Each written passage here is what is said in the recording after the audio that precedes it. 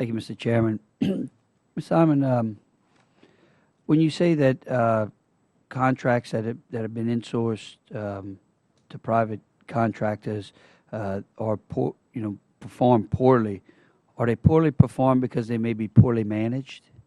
I mean, is it possible that the management of the federal government in some of those contracts, they may not be adequately supervising them or managing them properly? Is that possible?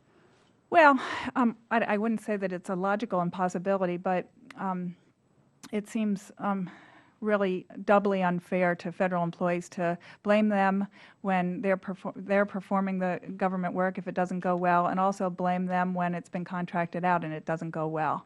I mean, federal So would you employees say can't there's win a in that bias when they situation. manage those kind of projects? No, I think that unfortunately there were in the course of hollowing out agencies that occurred in the great downsizing of the 90s, we did find ourselves with so much work contracted out that contract management itself was contracted out.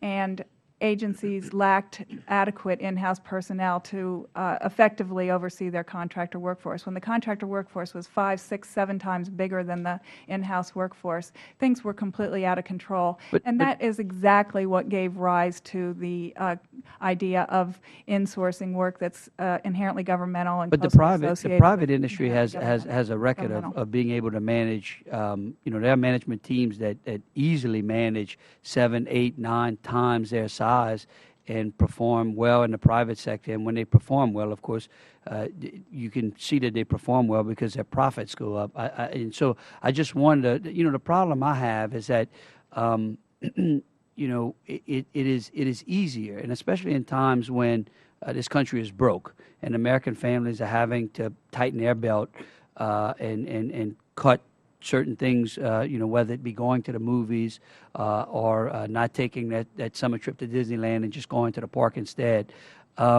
It becomes, I guess, easier for us to be able to look into, especially when we're insourcing, to be able to eliminate programs that are not useful. But when you load them up with federal employees, they seem to become difficult and become this animal that you're not able to properly cut when you should be cutting.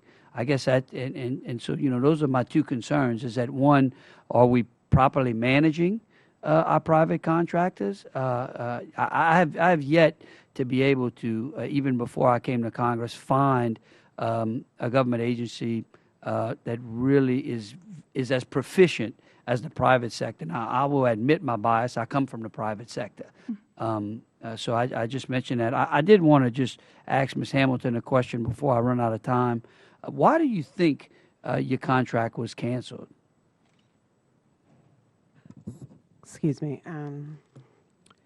Well, I only have what was given to me by the Coast Guard in the FOIA request, which is it's based on cost, and that's all I can really go on. What is your feelings on it, though? Well, the numbers. There's a lot of people on the contract. It did make up at 23% of all the contracts that they have insourced over the last couple of years.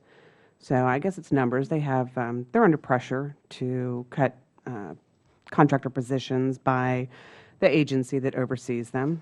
But you believe that you're creating a cost savings to the Coast Guard? Oh, there's no. I am creating a cost savings, yes, but Right. insourcing these So why would positions, there I don't be- believe. So why would there be pressure for them to? There should be pressure for them to save in the budget rather than to spend more money. So what's the pressure? I think it's just the appearance of numbers being cut. They're being asked to cut by these jobs and save this money, and then they're producing a document that's saying it is saving $5 million, and it's coming out of their pocket. And then I guess it goes over to the federal government's pocket instead of the Coast Guard's pocket. So it creates that appearance or illusion of saving some money from that agency, when in fact it's not. It's just coming from a different purse. I see. Mr. Chairman, I yield.